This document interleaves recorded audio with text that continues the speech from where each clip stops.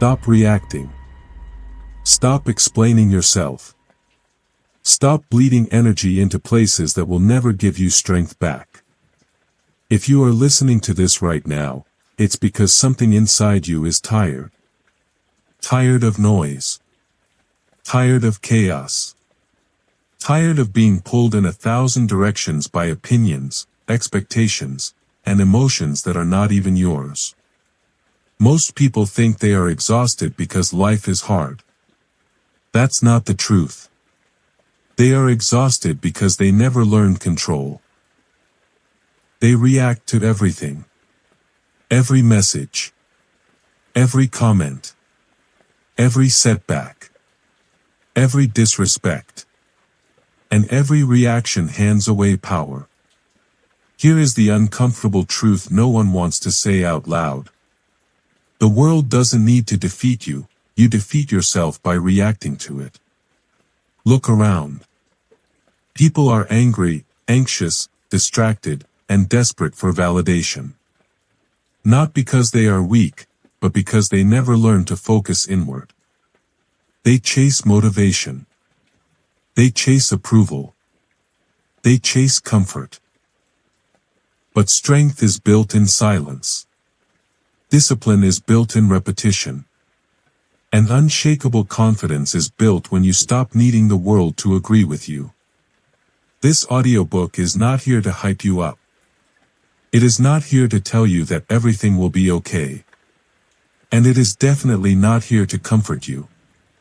This is about self-mastery. This is about mental control. This is about becoming so grounded, so disciplined, so internally solid that nothing external can move you off your center. Because once you reach that point, something changes. You stop chasing attention. You stop proving yourself. You stop reacting emotionally. You move differently. You think differently. You operate on a higher frequency. And people feel it, without you saying a word. The strongest people in history were never the loudest. They were the calmest. They observed more than they spoke. They acted with intention. They conserved energy like a weapon. That is the level this audiobook will take you to. You will learn why focusing on yourself is not selfish, it is strategic. Why discipline beats motivation every single time. Why silence is power. Why emotional control is the foundation of confidence. And why most people never reach their potential, not because they lack talent, but because they lack focus. This journey will strip away weakness. It will challenge habits you thought were normal. It will expose patterns that keep you distracted, reactive, and average. And if you commit to it, truly commit, you will not recognize the person you become. You will become calm under pressure. Clear in chaos. Focused when others panic. You will stop needing reassurance. Stop seeking approval. Stop reacting to things that do not matter. Because when you master yourself, the world loses its grip on you. This audiobook is not for everyone. It is for the person who is ready to stop reacting. Ready to stop explaining. Ready to stop giving energy to what weakens them. If that person is you, stay here. Listen closely. Because from this moment forward, we stop chasing the world. And we start mastering ourselves. Chapter 1, Stop Reacting, That's How You Lose Power. Most people think reacting is normal. They think it's human. They think it's justified. It's not. Reaction is weakness in disguise. And every time you react emotionally, you hand your power to something outside of you. That's the truth. You have a choice. You always have a choice. And the moment you forget that, you lose control. When someone insults you and you react, they control you. When a situation frustrates you and you explode, it controls you. When a delay, a rejection, a comment, or a lack of recognition throws you off balance, it controls you. If it controls your emotions, it controls you. That's the rule. That's the key. Most people never learn this. They live their entire lives on emotional autopilot. Triggered. Provoked. Distracted. Reactive. And they wonder why they never feel strong. Here's what reacting really is. Reacting is allowing the external world to decide your internal state. It's letting other people's behavior dictate your focus, your energy, and your decisions. You don't need their permission to stay calm. You don't need their permission to pause. You don't need their permission to think. But when you react, you give them that permission anyway. You have a choice. Look at the real world. Look at workplaces. Look at relationships. Look at everyday life. The person who reacts emotionally is never the one in control. They're the one explaining themselves, defending themselves, regretting what they said, trying to clean up damage that didn't need to happen. Opportunities are lost this way. Respect is lost this way. Peace is lost this way. Not because of lack of talent. Not because of lack of intelligence. But because of lack of emotional control. It's not about intelligence. It's about discipline. Think about how many times you've seen it. Someone sends an angry message. Someone makes a passive-aggressive comment. Someone tests boundaries. And instead of pausing, the reaction comes instantly. A sharp reply. A defensive tone. An emotional outburst. And in that moment, the situation is no longer under control. If it controls your emotions, it controls you. That's the key. Strong people don't react quickly. Weak people do. Strong people pause. They observe. They decide. Weak people justify their reactions by calling them honest or real. But honesty without control is just impulse. And impulse builds nothing. You have a choice. This chapter is not telling you to suppress emotions. It's telling you to command them. There's a difference. Suppression is fear. Control is power. Control means you feel the emotion, but you don't obey it. You acknowledge it, but you don't let it dictate your actions. That's discipline. And discipline is the foundation of everything you're trying to build. Let's get practical. Here's what reacting costs you in real life. It costs you leverage. The person who stays calm has leverage. The person who reacts gives it away. It costs you credibility. People trust those who remain composed under pressure. They question those who collapse emotionally. It costs you clarity. You cannot think clearly while reacting emotionally. You can only think clearly after you pause. That pause is everything. That pause is where power lives. You have a choice. Next time you feel the urge to react, do nothing. Not forever. Just for a moment. Delay your response. Take one breath. Then another. That pause breaks the chain. Most people never pause. That's why most people stay stuck. They think reacting proves strength. It doesn't. Control proves strength. Silence proves strength. Calm proves strength. If someone disrespects you and you explode, you look weak. If someone disrespects you and you stay calm, they lose footing. Because now they don't control the situation. If it controls your emotions, it controls you. That's the key. This applies everywhere. At work. Online. In relationships. In traffic. In moments no one else sees. Especially in moments no one else sees.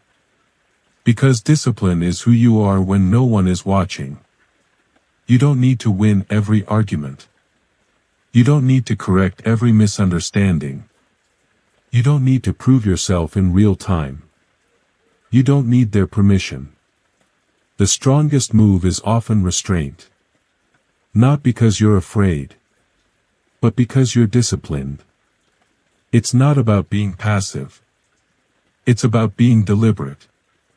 There is a difference. A disciplined person chooses when to speak. A reactive person speaks whenever they feel something. And feelings are unreliable. You have a choice. Ask yourself this one question in every situation. Does reacting here give me power, or take it away? If the answer is, it takes it away, you pause. That's the rule. This is how you start focusing on yourself instead of the world. Because every reaction pulls your attention outward. Every pause pulls your attention inward. And focus begins internally. You cannot master focus if your emotions run your behavior. You cannot build discipline if every trigger controls you. You cannot become unshakable if everything shakes you. That's the truth.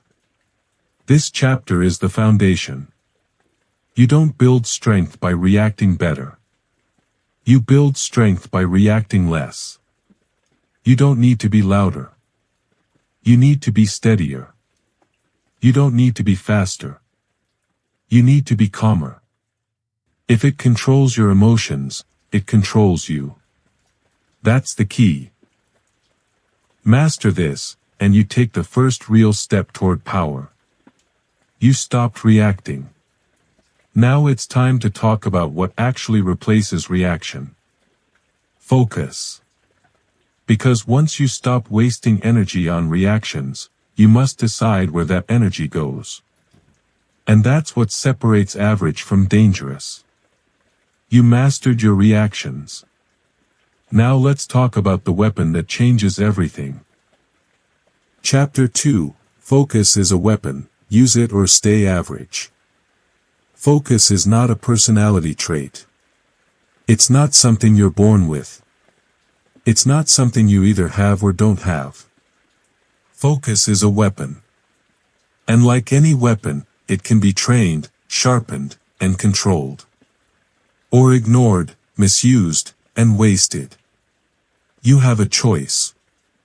Most people live unfocused lives. Not because they're incapable, but because they've never learned how dangerous distraction really is. Distraction feels harmless. It feels normal. It feels like just checking, just scrolling, just responding. But distraction is not neutral. Distraction is expensive. It steals your time. It steals your clarity. It steals your momentum. And worst of all, it trains your mind to scatter instead of concentrate. Average minds scatter. Strong minds narrow. That's the difference. Focus is what allows effort to compound. Without focus, everything you do stays shallow. With focus, small actions turn into massive results. You have a choice. Look at people who actually win in life. Not the loud ones. Not the constantly busy ones. The focused ones. They do fewer things. But they do them deeply. And depth is where power lives. Most people confuse activity with progress. They stay busy all day and move nowhere. That's not productivity. That's distraction wearing a disguise. It's not about doing more. It's about eliminating what doesn't matter. That's the key. Focus is not about adding discipline. It's about subtracting noise. Noise is anything that pulls your attention away from what builds you. Social media. Unnecessary conversations. Opinions that don't pay your bills. Tasks that feel urgent but lead nowhere. You don't need their permission to ignore noise. You don't need their permission to work quietly. You don't need their permission to disappear and build. But most people don't choose that. They choose accessibility. They choose availability. They choose being reachable. And in doing so, they give up their focus. If it controls your attention, it controls you. That's the rule.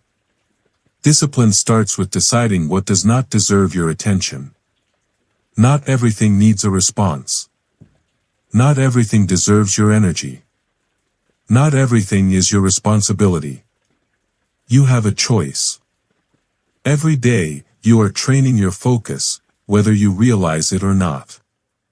Every time you switch tasks impulsively, you train distraction. Every time you scroll instead of work, you train weakness. Every time you avoid deep work, you train avoidance. And then people wonder why they can't concentrate for more than 10 minutes. Focus is built the same way strength is built. With resistance. With repetition. With discomfort. It's not comfortable to focus deeply at first. It feels boring. It feels slow. That's because your mind is addicted to stimulation. And addiction always fights discipline. You don't need motivation to focus. You need rules. Rules remove decision fatigue. Rules create structure.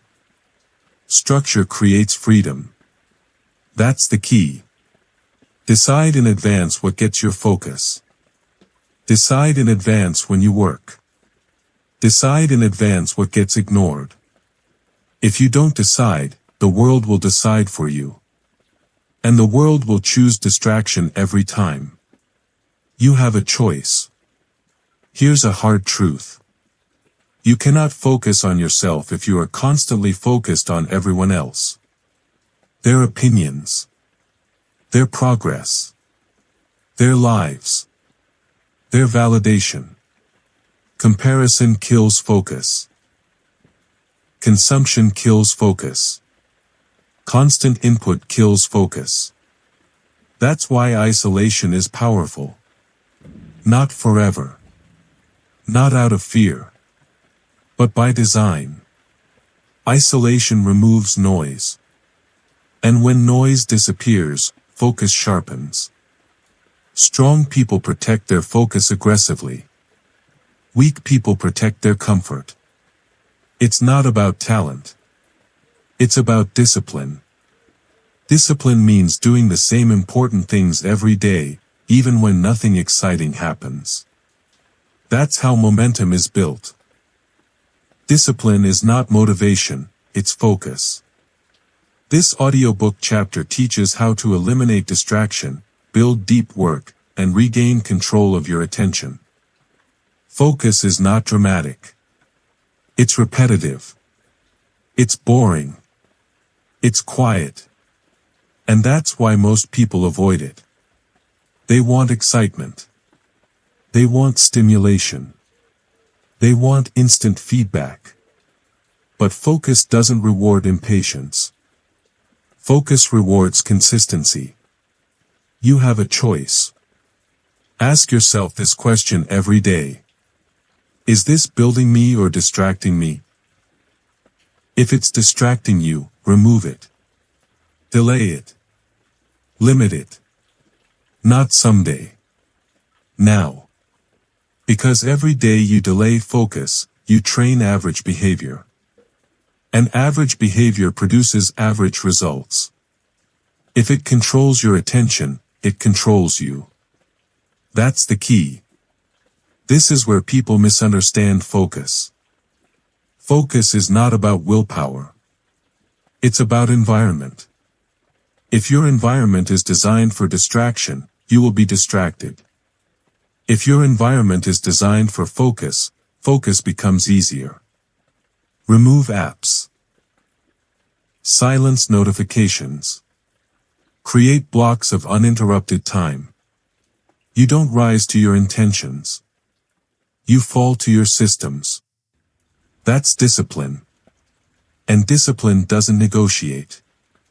You don't wait until you feel focused. You act focused, and the feeling follows. Distraction fragments. And over time, the gap becomes impossible to ignore. One person sharpens their focus daily. Another stays scattered. Months later, the difference looks like talent. But it's not.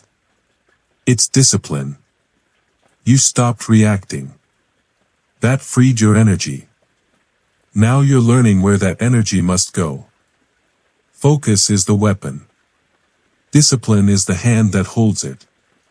And without emotional control, focus collapses. Because distractions don't just come from the outside. They come from inside your own mind. Doubt. Fear.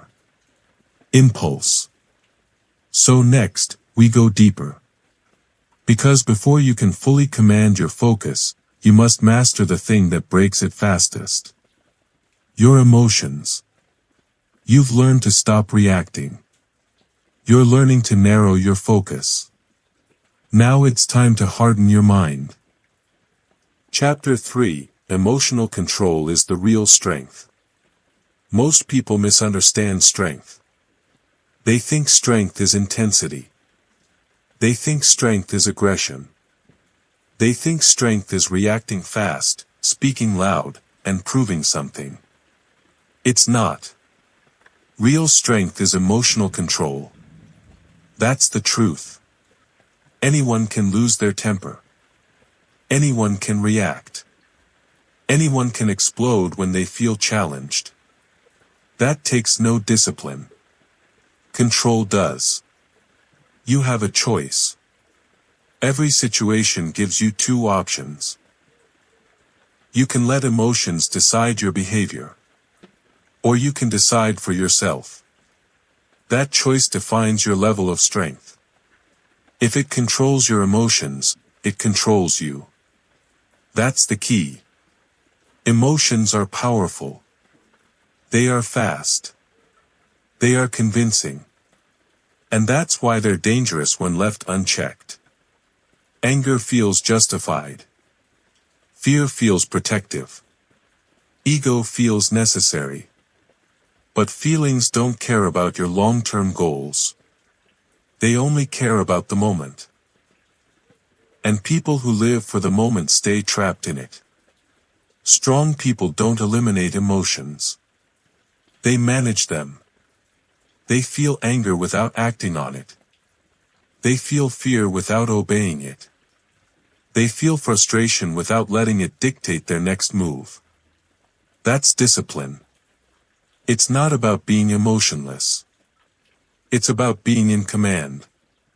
You have a choice. Look around you. The people who lose control emotionally always lose something else with it. They lose respect. They lose leverage. They lose opportunities. At work, the person who stays calm under pressure is trusted. The person who reacts emotionally is watched closely and limited. In relationships, the person who can regulate emotions creates safety. The person who reacts impulsively creates chaos. In life, the calm person advances. The reactive person explains. And explanations are expensive.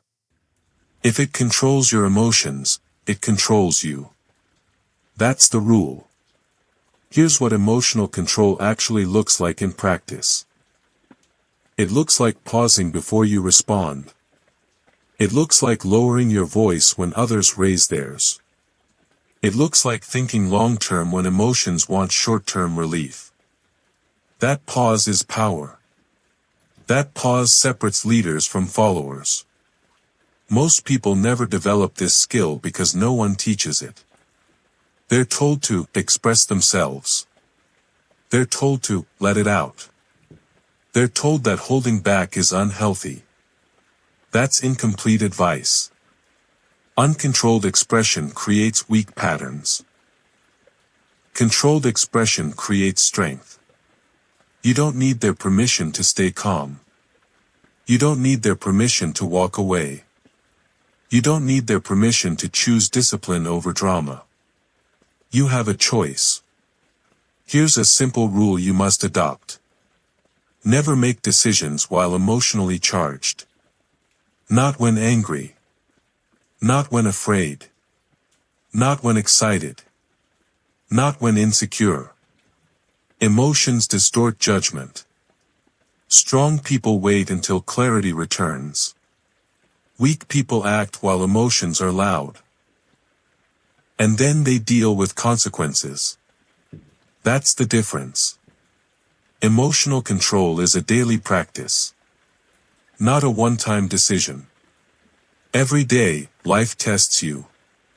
A comment. A delay. A lack of recognition. An unexpected problem. These are not problems. They are training sessions. Every trigger is an opportunity to practice control. You have a choice. When something irritates you, notice it. Name it. Then decide how you will respond. Not react. Respond. Reaction is automatic. Response is deliberate. That's discipline. This is where most people fail. They say, "That's just how I am." They say, "I can't help it." They say, "That's my personality." No. That's your lack of control. Personality is not an excuse. Discipline overrides personality. It's not about temperament. It's about training. If it controls your emotions, it controls you. That's the key. Here's another truth most people avoid. The more emotional you are, the easier you are to manipulate. Marketing knows this. Politics knows this. Social media knows this. Emotionally reactive people are predictable. Predictability makes you controllable. Calm people are unpredictable. And unpredictability is power. That's why emotional control is dangerous, in a good way. You become harder to provoke. Harder to distract. Harder to manipulate. And easier to trust. Strong people are not easily shaken. They don't rush to defend themselves. They don't rush to explain. They don't rush to react. They observe. And observation always comes before mastery. The voice in your head exaggerates threats. It dramatizes situations. It fuels fear and doubt. Strong people don't believe every thought they have. They question them. They slow them down. They replace emotion with logic. That's the skill. And skills can be trained. You have a choice. Every time you stay calm when you could react, you get stronger. Every time you pause instead of explode, you build control. Every time you choose discipline over emotion, you win. Not publicly. Not dramatically. But internally. And internal wins compound. If it controls your emotions, it controls you. That's the key. This chapter builds on the last one. You stopped reacting. You narrowed your focus. Now you are learning to control the internal storms that try to break both. Because emotional control is what protects your focus. Without it, distraction always returns. And the next distraction most people never escape is validation. Approval. Recognition. Attention. So now that your emotions are steadier, we move to the next weakness that keeps people average. The need to be seen. The need to be approved. The need to be validated. You're learning to master yourself. Now it's time to cut another chain. If this audiobook is helping you build control, discipline, and focus, you can support the channel by subscribing. This channel exists to sharpen your mindset, not to entertain your emotions. If that's what you're here for, you're in the right place. Chapter 4. Stop seeking validation. It's costing you everything. Most people don't realize how much validation controls their lives. They don't call it validation. They call it being liked. They call it being understood. They call it being respected. But underneath all of it is the same weakness. The need for approval. And that need is expensive. You have a choice.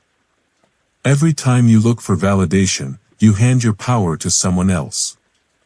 You let their reaction decide your worth. You let their opinion shape your behavior. If it controls your emotions, it controls you. And validation controls more emotions than most people admit. That's the key. Look closely at how people behave. They post for approval. They speak for approval. They dress for approval. They make decisions hoping someone else will approve. And slowly, without realizing it, they stop living deliberately. They start performing. Performance is exhausting. Discipline is freeing. Strong people don't perform. They execute. Weak people explain. Strong people move. You don't need their permission.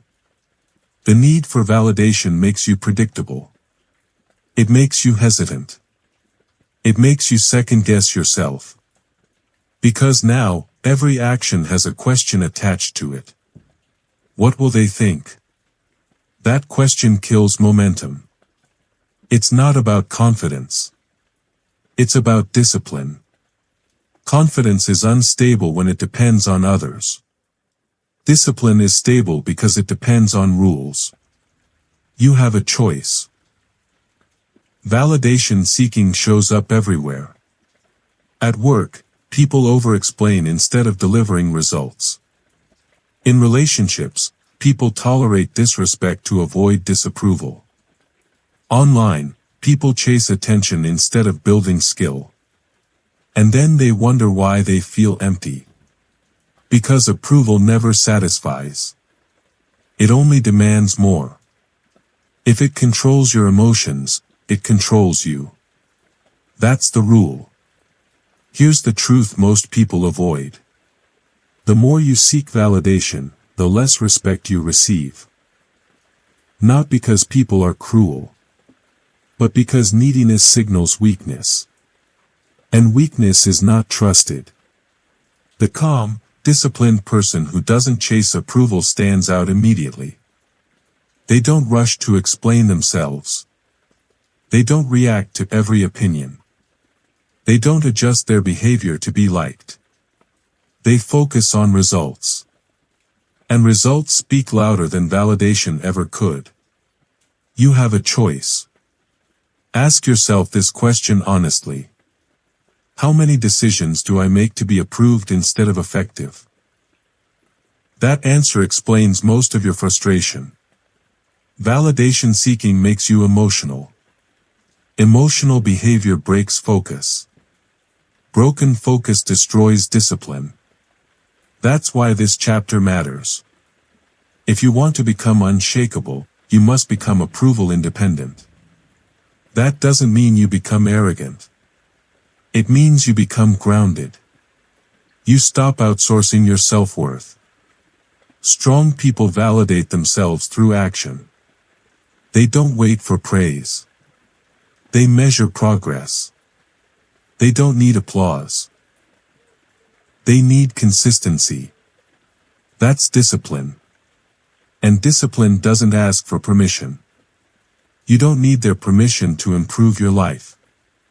You don't need their permission to change. You don't need their permission to focus on yourself. You have a choice. Here's a practical rule to adopt immediately. If an action is correct, do it quietly. If it's wrong, correct it privately. No announcement needed. No validation required. This rule alone will remove enormous pressure from your life. Because now, you are accountable to your standards, not their opinions. If it controls your emotions, it controls you. That's the key. Validation is addictive. The brain releases dopamine when approval is received. And like any addiction, tolerance builds. Soon, one compliment isn't enough. One like isn't enough. One acknowledgement isn't enough. So you chase more. And chasing never leads to peace. Discipline does. Strong people are comfortable being misunderstood. Weak people are terrified of it. But growth always looks strange from the outside. If you want uncommon results, you must accept uncommon reactions. You have a choice. Instead of asking, do they approve? Ask, is this aligned with who I'm building? That question restores power. And power is calm. This is where silence becomes important. Silence breaks validation loops. When you stop explaining, people stop expecting explanations. When you stop justifying, people stop demanding justification. And suddenly, your energy returns to you. That's freedom. Let's make this actionable. For the next week, practice this. Do one important thing every day without telling anyone. No announcement. No sharing. No validation. Just execution. Notice how uncomfortable that feels at first. That discomfort is withdrawal. And withdrawal means you're breaking dependence. Over time, silence becomes strength.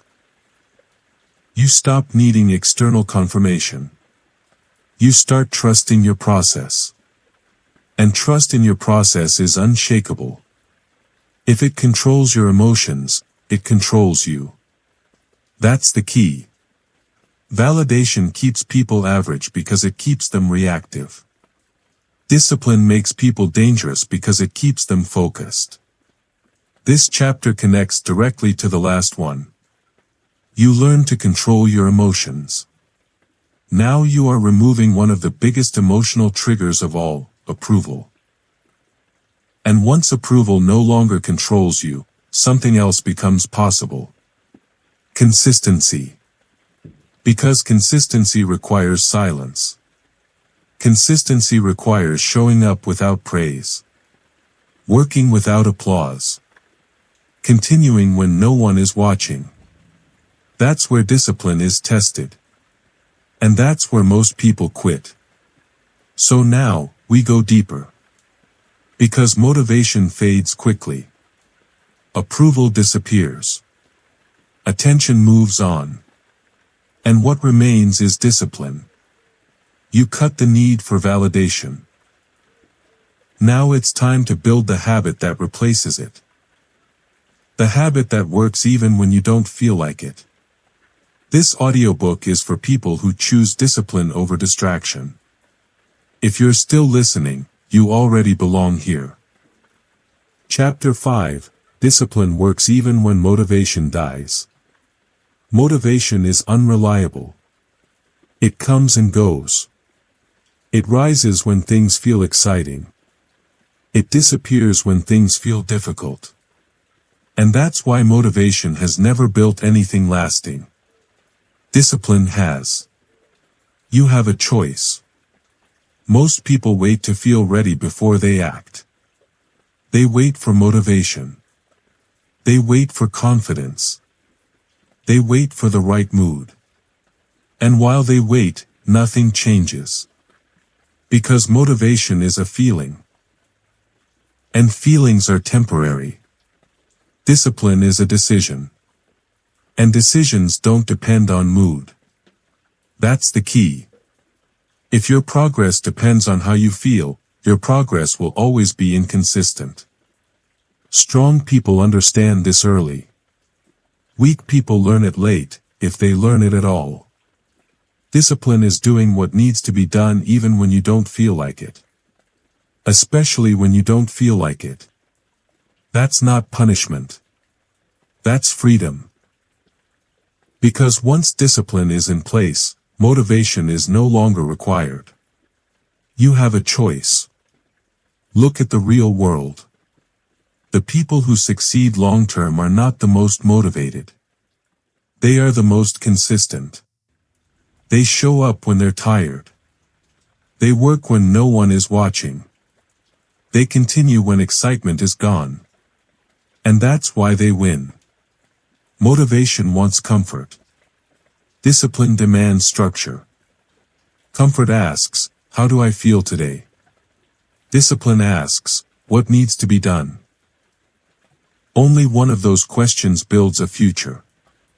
It's not about willpower. It's about systems. Strong people don't rely on emotion. They rely on routines. Routines remove negotiation. When something is non-negotiable, emotion becomes irrelevant. That's discipline. You don't wake up and decide if you'll brush your teeth. You just do it. That's the level discipline must reach. Automatic. Unemotional. Consistent. You have a choice. Most people associate discipline with restriction. They think it limits freedom. But the opposite is true. Discipline creates freedom. Because without discipline, your emotions control your behavior. And emotional control is fragile. Discipline is stable. It works when motivation is high. It works when motivation is gone. It works when life is easy. It works when life is hard. If it controls your emotions, it controls you. That's the rule. Motivation is loud. Discipline is quiet. Motivation makes promises.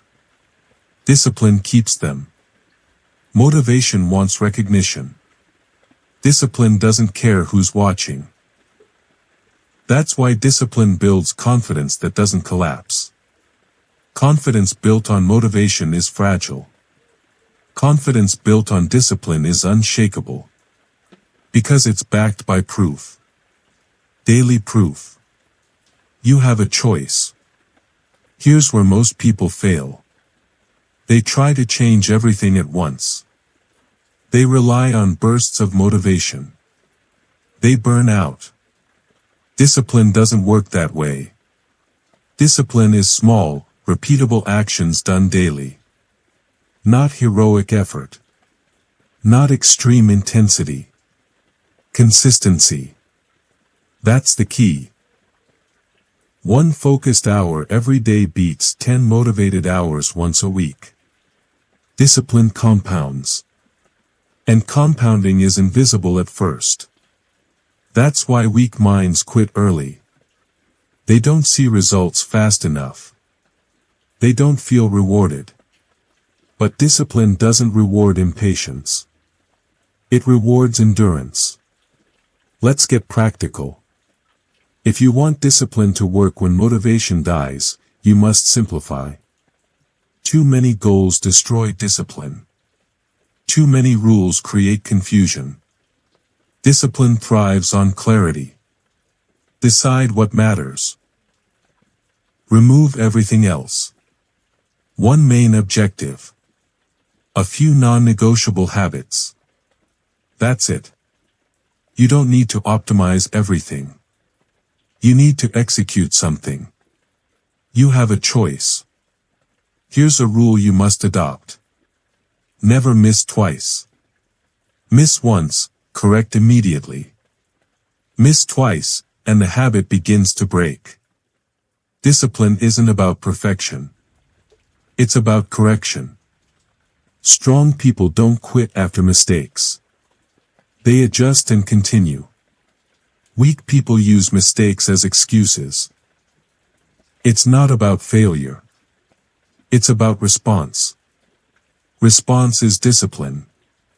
Motivation disappears when things become repetitive. Discipline thrives on repetition. That's why discipline outlasts excitement. Another hard truth. If your discipline requires motivation, it's not discipline yet. True discipline feels boring, predictable, unremarkable. And that's exactly why it works. Because boring actions done consistently produce extraordinary results. You have a choice. If you want to know whether you're disciplined, ask this. Do I do the work even when no one knows? If the answer is no, you're still relying on motivation or validation. Discipline doesn't need applause. It needs structure. And structure removes excuses. You don't debate with yourself. You follow the plan. That's discipline. If it controls your emotions, it controls you.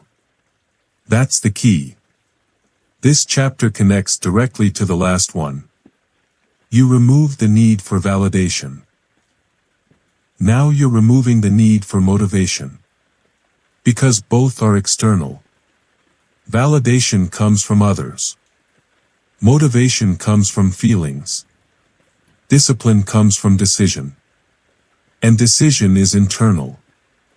That's why discipline is power. Once discipline is in place, something else happens. You become quiet. Not passive. Not invisible. But focused. Because you no longer need to explain why you're consistent. You just are. And silence becomes natural. Silence protects discipline. That's where we go next. Because discipline grows strongest when it's not announced. When it's not explained. When it's not defended. You're learning to move without noise. You stopped reacting. You sharpened your focus. You controlled your emotions. You cut the need for validation. You built discipline that doesn't depend on motivation. Now it's time to protect that discipline. By learning when not to speak. This is the work most people avoid. If you're still here, you're doing it. Consistency beats intensity. Chapter 6. Silence builds power while noise wastes it. Most people talk too much. They explain too much. They announce too much. They react too loudly. And they don't realize what it's costing them. Noise feels productive. Noise feels expressive. Noise feels like progress. It's not. Silence is where power is built. You have a choice. Every time you speak, you spend energy. Every time you explain yourself, you spend leverage. Every time you announce your plans, you weaken your position. Strong people understand this instinctively. Weak people learn it after damage is done. Silence is not insecurity. Silence is restraint. And restraint is discipline. If it controls your emotions, it controls you. That's the rule. Noise usually comes from one place. The need to be seen. The need to be understood. The need to be validated. You've already started cutting that need. Now you've finished the job. Because discipline grows strongest when it's protected from attention. Look at the people who are actually effective. They don't talk about what they're going to do. They don't argue online. They don't explain themselves to everyone. They move quietly. They work consistently. They let outcomes speak. That's the key. Noise invites opinion. Opinion invites distraction. Distraction weakens focus. Silence blocks all three. You have a choice. Most people announce goals because they want encouragement. They want accountability from others. They want external pressure. But that pressure is unstable. The moment attention fades, so does effort. Strong people don't outsource accountability. They build internal standards. They show up whether anyone is watching or not. Silence makes this possible. Because when no one knows what you're doing, you're free to do it imperfectly. No performance. No image management. Just work. That's discipline. It's not about hiding. It's about conserving energy. Every conversation costs something. Every explanation costs something. Strong people are selective with both. They ask one question before speaking. Does this move me forward, or does it drain me? If it drains you, stay silent. That's the rule. You don't need their permission to be quiet. You don't need their permission to stop explaining. You don't need their permission to let people misunderstand you. You have a choice. Misunderstanding is uncomfortable at first. But clarity comes later, through results. Results remove the need for explanation. That's why silence builds confidence. You stop defending yourself. You stop justifying choices. You stop reacting to opinions. And your focus returns. Noise scatters attention. Silence concentrates it. If it controls your emotions, it controls you. That's the key. Here's a truth most people avoid. Talking about plans creates emotional relief, without progress. You feel like you did something. But nothing moved. Silence removes that false relief. It forces action. Because now, the only way to feel progress is to actually make progress. That's discipline. This is why silent people often outperform loud ones. Not because they're smarter, but because they waste less energy. They don't argue. They don't explain. They don't perform. They execute. You have a choice. Here's a rule you must adopt. If it's important, work on it quietly. If it's complete, let it speak for itself. This rule eliminates distraction immediately. You stop talking. You start doing. And doing builds confidence faster than validation ever could. Silence also protects you from unnecessary conflict. Most conflicts exist because someone needed to be right. Needed to respond. Needed to correct. Strong people don't chase being right. They chase being effective. And effectiveness doesn't require explanation. You don't need to win arguments. You need to win time. Time is the real currency. And noise wastes it. Every unnecessary conversation pulls you away from your mission. Every reaction invites delay. Silence closes those doors. That's why discipline feels lonely at times. Not because you're isolated, but because you're selective. Selective with words. Selective with energy. Selective with attention. That selectivity builds strength. You have a choice. If you want to grow faster, speak less. If you want peace, explain less. If you want power, announce nothing. This doesn't make you invisible. It makes you unpredictable. And unpredictability is leverage. People can't interfere with what they don't understand. They can't distract what they don't see. Silence creates space. And space allows focus to deepen. That's the connection. You learn to stop reacting. You learn to sharpen focus. You learn to control emotions. You cut the need for validation. You built discipline without motivation. Now you're learning how to protect all of that. Through silence. Because discipline exposed too early is weakened. Silence lets it mature. If it controls your emotions, it controls you. That's the key. This chapter prepares you for the next level. Because once you remove noise, something becomes louder. Your inner dialogue. Your thoughts. Your doubts. Your self-talk. And if that voice is undisciplined, silence will expose it. So next, we go inward. Because controlling the outside world means nothing if you haven't mastered the voice inside your own head.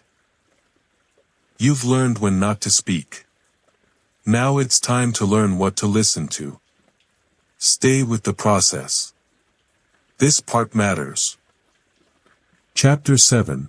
Control your inner dialogue or it will control you. There is a voice in your head that never stops talking.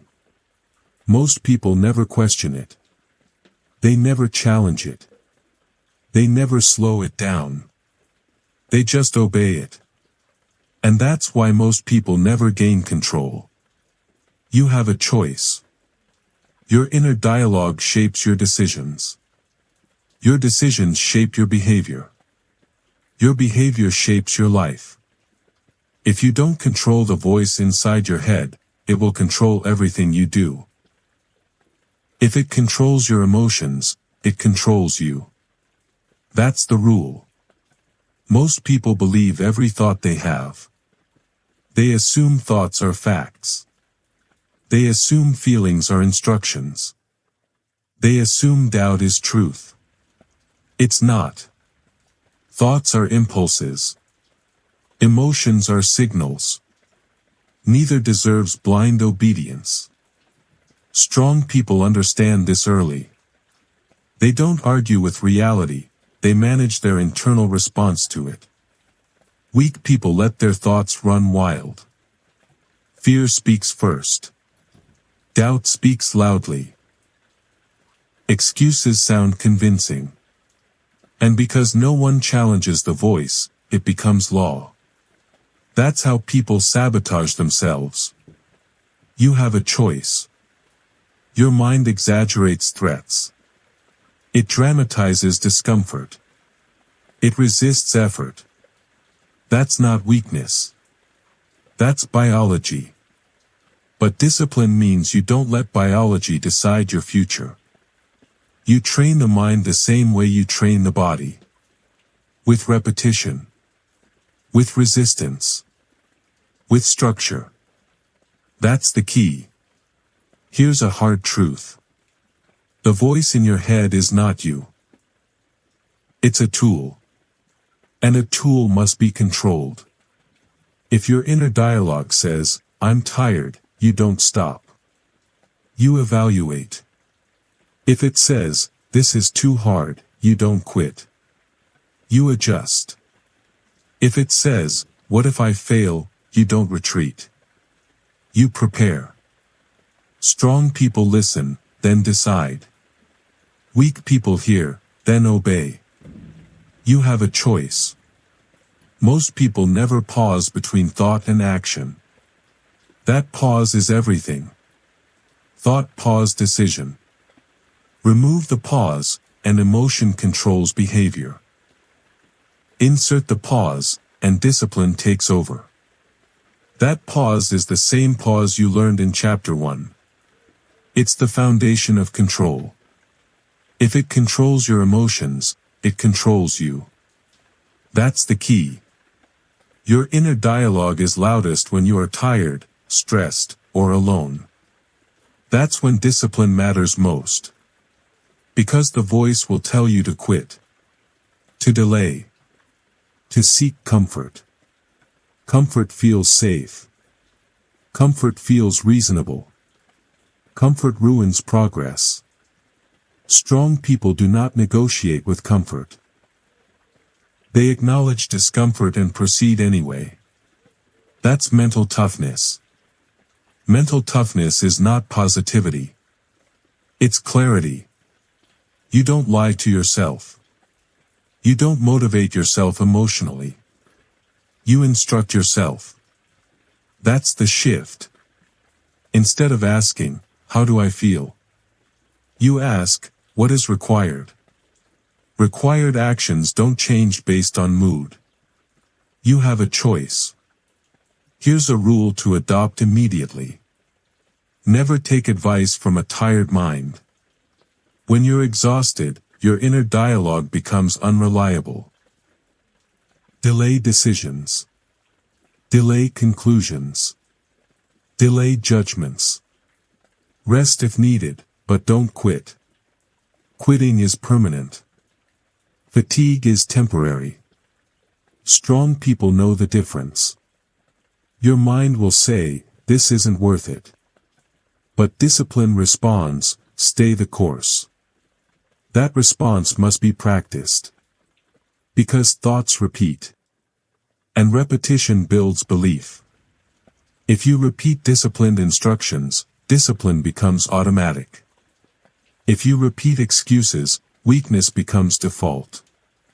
That's the truth. Another critical point. Your inner dialogue is shaped by what you consume. What you watch. What you listen to. Who you spend time with. Weak inputs create weak thoughts. Strong inputs create disciplined thinking. You can't expect a strong inner voice if your environment feeds chaos. That's not motivation. That's math. You have a choice. If you want to control your thoughts, control your inputs. Limit noise. Reduce consumption. Increase intentional exposure to discipline-focused material. This audiobook is not entertainment. It's training. Training requires repetition. That's why you return to these chapters. That's why you replay them. Not to feel inspired, but to reinforce instruction. Your mind follows what it hears most often. Make sure it hears discipline. Strong people don't argue with their thoughts. They override them. They replace, "I don't feel like it," with, "Do it anyway." They replace, "I can't," with, "Figure it out." They replace "later" with "now." That's discipline in language form.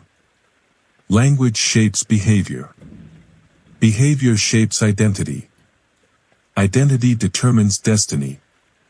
You have a choice. The more control you gain over your inner dialogue, the quieter the outside world becomes. Triggers lose power. Distractions weaken. Validation fades. Because now, the loudest voice is yours. And that voice is disciplined. If it controls your emotions, it controls you. That's the key. This chapter connects directly to the last one. Silence removed external noise. Now you're controlling internal noise. And once both are quiet, something becomes clear. Discomfort. Pressure. Resistance. Most people avoid these. But strong people seek them. Because pressure reveals who you really are. And that's where we go next. You've learned to control reactions. You've learned to focus. You've learned emotional discipline. You cut validation. You built discipline. You embraced silence. You trained your inner dialogue. Now it's time to face the thing that breaks most people. Comfort. What you repeat, you become. Most people stop before this point. You didn't. Chapter 8. Comfort is the enemy of mental toughness. Comfort feels safe. Comfort feels earned. Comfort feels like rest. But comfort is dangerous. Because comfort slowly erodes everything you are trying to build. You have a choice. Most people don't fail because life is too hard. They fail because life becomes too comfortable. Comfort dulls urgency. Comfort weakens discipline. Comfort trains the mind to avoid effort. And avoidance always leads backward. If it controls your emotions, it controls you. That's the rule. Mental toughness is not built in comfort. It's built in resistance. Pressure. Discomfort. Effort without immediate reward. That's where strength forms. Look at the pattern. People make progress when things are hard. They sharpen when pressure is high. They grow when comfort is removed. Then life improves. And that's where most people stop growing. They mistake relief for completion. They mistake ease for success. And slowly, discipline fades. You have a choice. Comfort tells you to slow down. Discipline tells you to stay consistent. Comfort asks, can I rest now? Discipline asks, what still needs to be done? Only one of those questions builds mental toughness. It's not about suffering. It's about tolerance. Tolerance for boredom. Tolerance for repetition. Tolerance for discomfort. Strong people don't chase comfort. They manage it carefully. Because they understand this truth. Comfort is addictive. Once you get used to ease, effort feels unbearable. Once you get used to convenience, discipline feels extreme. That's why comfort must be controlled. You have a choice. Here's how comfort destroys mental toughness. It trains avoidance. Every time you choose comfort over effort, avoidance gets stronger. It weakens focus. Comfort encourages distraction, not concentration. It feeds excuses. Comfort always has a reason why now is not the right time.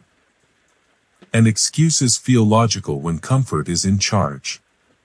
If it controls your emotions, it controls you. That's the key. Mental toughness is not intensity. It's reliability. Can you show up when it's boring? Can you work when no one is watching? Can you continue when there's no pressure forcing you? That's the real test. Anyone can push when life is hard. Very few push when life is easy. That's why success collapses for so many people. They escape struggle, and then lose discipline. Strong people do the opposite. They voluntarily choose discomfort. Not chaos. Not burnout. Controlled discomfort. Early mornings. Structured routines. Deliberate effort. They make discipline part of life, not a response to crisis. You have a choice. If you want mental toughness, you must stop asking, what feels good right now? And start asking, what builds strength long term? That question changes everything. Comfort lies in the short term. Discipline tells the truth long term. Mental toughness is built when you act against impulse. Impulse says rest. Discipline says continue. Impulse says delay. Discipline says execute. Impulse says seek comfort. Discipline says tolerate discomfort. That's the difference. Comfort also weakens identity. When you always choose ease, You start seeing yourself as someone who avoids difficulty. And identity shapes behavior. Strong people identify as disciplined. They expect resistance. They are not surprised by discomfort. Weak people expect ease. They are shocked by difficulty. They quit early. Mental toughness begins with expectation. Expect discomfort. Expect resistance. Expect days when you don't feel like continuing. Then continue anyway. You have a choice. Here's a simple rule to adopt. If something is necessary for growth, it will feel uncomfortable. That doesn't mean it's wrong. It means it's working. Discomfort is feedback. It tells you you're stretching. It tells you you're adapting. It tells you you're building tolerance. Comfort tells you nothing. That's why comfort is deceptive. It feels good but teaches nothing. Mental toughness requires exposure. You expose yourself to effort, to repetition, to pressure. And over time, what once felt difficult becomes normal. That's strength. This is why disciplined people seem calm under pressure. They live there. They don't panic when things get uncomfortable. They expect it. Comfort-trained people panic quickly. They resist discomfort. They search for escape. Escape kills growth. You have a choice. Start small. Choose one controlled discomfort daily. Wake up earlier. Delay gratification. Finish tasks without distraction. Not to punish yourself, but to train your tolerance. Tolerance builds confidence. Confidence builds control. If it controls your emotions, it controls you. That's the key. This chapter connects to everything before it. You stopped reacting. You sharpened focus. You controlled emotions. You removed validation. You built discipline. You embraced silence. You trained your inner dialogue. Now you are strengthening your tolerance for discomfort. Because discipline without discomfort collapses. And once discomfort becomes familiar, something else happens. You stop explaining yourself. You stop announcing your effort. You let your work speak. And that's where real power shows up. You're no longer trying to be understood. You're trying to be effective. Which brings us to the next level. The discipline of letting results speak. You've built strength quietly. Now it's time to protect it. Comfort is easy. Strength is trained. That's the difference. Most people choose comfort. You chose differently. Discipline restores it. Chapter 9. Let results speak, not explanations. Most people talk too much about what they're doing. They explain their plans. They justify their delays. They defend their choices. And in doing so, they weaken their position. Explanations feel necessary when confidence is missing. Results make explanations unnecessary. You have a choice. Every time you explain yourself, you give others power over your direction. You invite opinions. You invite doubt. You invite interference. Strong people don't explain what they're building. They build it. Weak people narrate the process. Strong people finish it. That's the difference. If it controls your emotions, it controls you. That's the rule. Explanations are often disguised as clarity. But most explanations are emotional. They come from a need to be understood. A need to be justified. A need to feel validated. You've already learned how dangerous validation is. Now you remove its last hiding place. Results don't argue. Results don't negotiate. Results don't need approval. Results speak. And they speak clearly. You have a choice. Look at how much energy people waste explaining. Why they're late. Why they haven't started. Why it's not the right time. Why things are different for them. All of that energy could have gone into progress.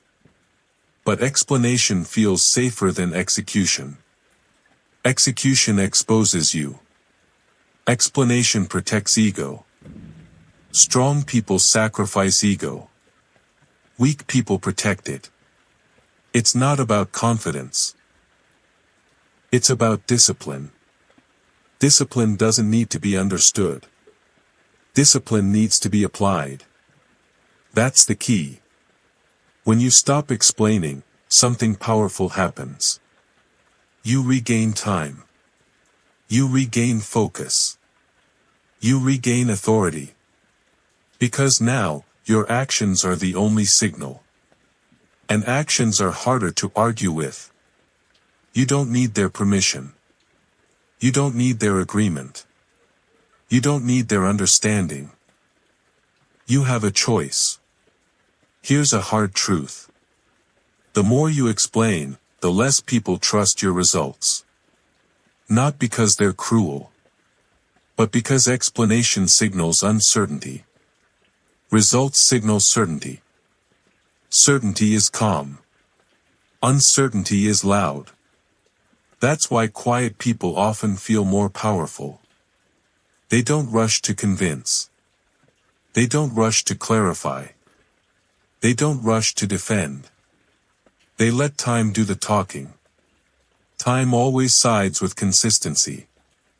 If it controls your emotions, it controls you. That's the key. Explanations are often a form of procrastination. They feel productive. They feel responsible. They feel mature. But they don't move anything forward. Movement comes from action. Strong people replace explanations with routines. Instead of explaining why they'll do it tomorrow, they do it today. Instead of justifying delays, they eliminate them. Instead of defending choices, they commit to them. You have a choice. This doesn't mean you never communicate. It means you communicate intentionally. You speak when it adds value. You stay silent when it doesn't. And most explanations add no value. They satisfy emotions, not outcomes. Strong people measure success by results, not reactions. They don't ask, do they understand? They ask, did it work? That question changes behavior. It shifts attention from opinion to execution. That's discipline. Another truth. People who explain a lot are often afraid of being judged. They try to control perception. But perception is unstable. Results are stable. You can't manage everyone's opinion. You can manage your output. Strong people focus on the only thing they control. Effort. Consistency. Execution. Everything else is noise. You have a choice. Here's a simple rule.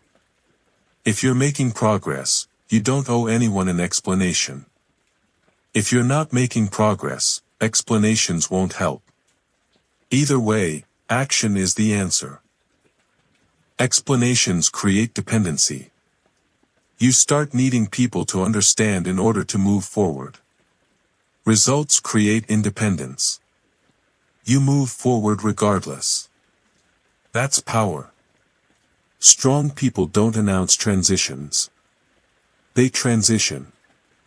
They don't warn people they're changing. They change. They don't promise results. They deliver them. And delivery builds reputation without words. If it controls your emotions, it controls you. That's the key. Letting results speak requires patience. Results take time. Silence feels uncomfortable at first. Especially when people question you, doubt you, misunderstand you. But misunderstanding is temporary. Results are permanent. Strong people tolerate misunderstanding in the short term to avoid regret in the long term. Weak people explain to feel comfortable now, and stay stuck later. You have a choice. This chapter connects to everything before it. You learn to stop reacting. You sharpened focus. You controlled emotions. You removed validation. You built discipline. You embraced silence. You trained your inner dialogue. You chose discomfort. Now you stop talking. Because talking is the last place weakness hides. And once you remove explanations, only action remains. Action builds confidence that doesn't need defense. And when confidence is built through proof, something changes. You stop seeking approval. You stop needing recognition. You stop explaining. You become grounded. And grounded people are difficult to shake. This brings us to the final transformation. The state where nothing outside of you controls what's inside. Where reactions stop. Distractions fade. And discipline becomes identity. You've built everything needed. Now you put it together. Results don't need permission. They speak for themselves. If you're still listening, you're already doing the work. Chapter 10. Become mentally untouchable. Mental toughness is not loud. It doesn't announce itself. It doesn't seek attention. It doesn't need approval. Mental toughness is quiet control. And when you reach it, nothing outside of you has power over what's inside. That's the destination. You have a choice. Becoming mentally untouchable does not mean life stops testing you. It means the tests stop controlling you. Problems still appear. Pressure still exists. People still doubt, criticize, and provoke. But none of it moves you. Because your reactions are gone. Your focus is locked. Your discipline is internal. If it controls your emotions, it controls you. And now, nothing does. That's the key. Look at how far you've come through this audiobook. You stopped reacting. You sharpened your focus. You learned emotional control. You cut the need for validation.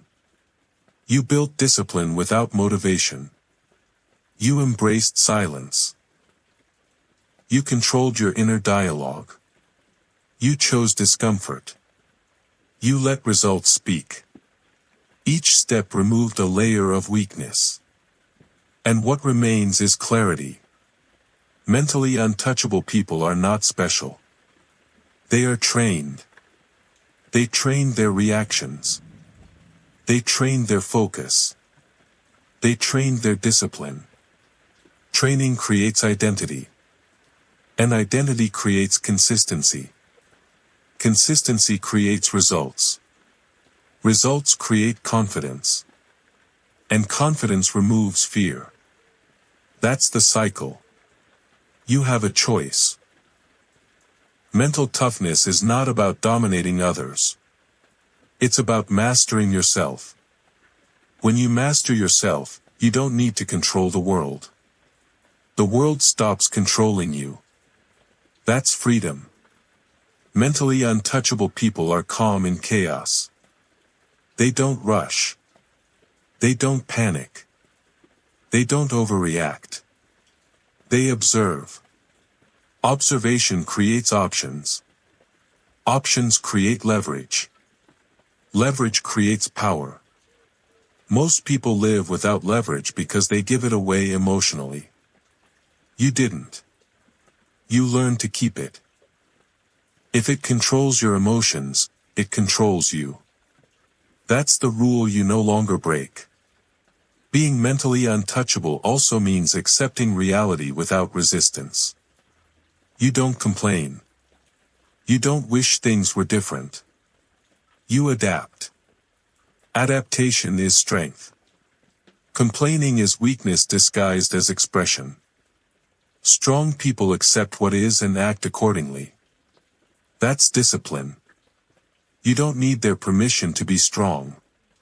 You don't need their permission to change. You don't need their permission to focus on yourself. You never did. You have a choice. Mental toughness shows up in small moments. When you stay calm instead of reacting. When you work instead of scroll. When you stay silent instead of explaining. When you continue instead of quitting. No one applauds these moments. That's why they matter. Because strength built in private cannot be taken in public. That's the advantage. Mentally untouchable people don't chase recognition. Recognition finds them. Not because they want it, but because results attract attention. And when attention arrives, they don't change. They stay disciplined. That's real power. Becoming mentally untouchable does not mean becoming cold. It means becoming steady. It means your mood no longer controls your actions. Your circumstances no longer control your effort. Other people no longer control your direction. You do. That's the transformation. And it's not dramatic. It's quiet. Quiet strength. Quiet discipline. Quiet confidence. This is why mentally untouchable people don't need to prove anything.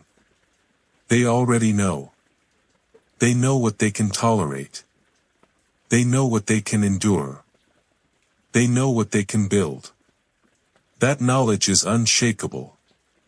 If it controls your emotions, it controls you. And nothing does anymore. That's the finish line. You don't need to explain yourself. You just need to stay consistent.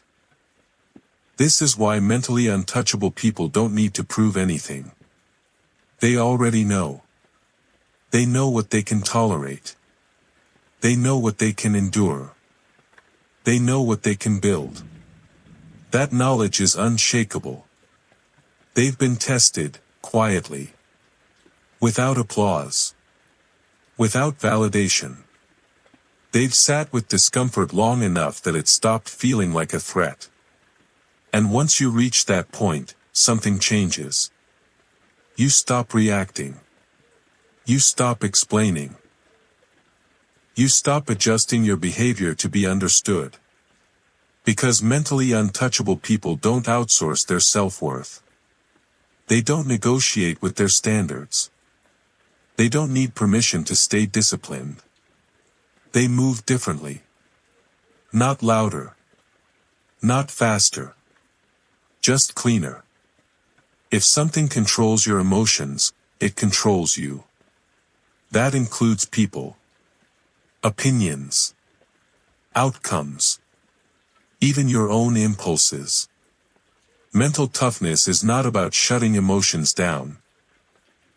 It's about deciding which ones get access to your actions. Most people feel first, then act. Mentally untouchable people act according to principle, not mood.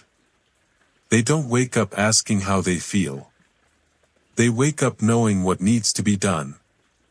That's why consistency becomes effortless over time. Not because it's easy, but because the internal debate disappears. No arguing. No convincing. No bargaining with yourself. Just execution. Being mentally untouchable doesn't mean life stops testing you. It means the tests stop feeling personal. Discomfort becomes information. Failure becomes feedback. Silence becomes space. You stop chasing certainty, because you've already built it internally. You don't need motivation. You don't need reassurance. You don't need to be seen. Your work speaks quietly in the background. And that's what makes it powerful. Most people want visible progress. Mentally untouchable people focus on irreversible progress. The kind that compounds. The kind that can't be taken away. The kind that shows up when it matters. This is what it comes down to. You can live reacting to the world. Or you can live mastering yourself. Most people never make that choice consciously. They drift. They respond. They explain. They cope. But control is not found in reaction. It's built in restraint. You can chase validation. Or you can build discipline. Validation is loud. Discipline is quiet. Validation feels good in the moment. Discipline pays later. You can seek comfort. Or you can develop mental toughness. Comfort keeps you the same. Mental toughness changes how you move through everything. Everything you want is on the other side of control. Not talent. Not luck. Not motivation. Control. Control your reactions. Control your focus. Control your emotions. Control your discipline. When you do, nothing can shake you, because nothing owns you. That's what this audiobook was about. It was not meant to entertain you. It was not meant to hype you up.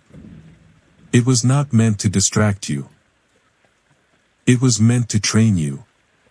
Training requires repetition. Training requires discomfort. Training requires returning to the same fundamentals, even when they feel boring. Especially when they feel boring. That's where most people stop. So don't treat this as something you listen to once. Return to these chapters. Listen again when your focus slips. Listen again when discipline feels heavy. Listen again when comfort starts negotiating with you. Apply what you heard. Practice it daily. For the next 30 days, commit to this standard. React less. Focus more. Stay disciplined. Move in silence. No announcements. No explanations. No seeking permission. Let results speak. You won't feel different right away. That's normal. Discipline works quietly at first. But if you do this consistently, your life will not look the same. Your habits will change. Your tolerance will expand. Your reactions will slow. Your standards will rise. And more importantly, neither will you. You won't need to prove anything. You won't need to explain yourself. You won't need to convince anyone. Because mentally tough people don't argue with the world. They execute. If this audiobook strengthened your mind, you can support this work by subscribing to the channel. This channel exists for people who value long-term control over short-term motivation. For people who understand that discipline isn't a phase, it's a lifestyle. If that's you, stay. Because mental toughness is not a destination. It's a standard. And now, it's yours.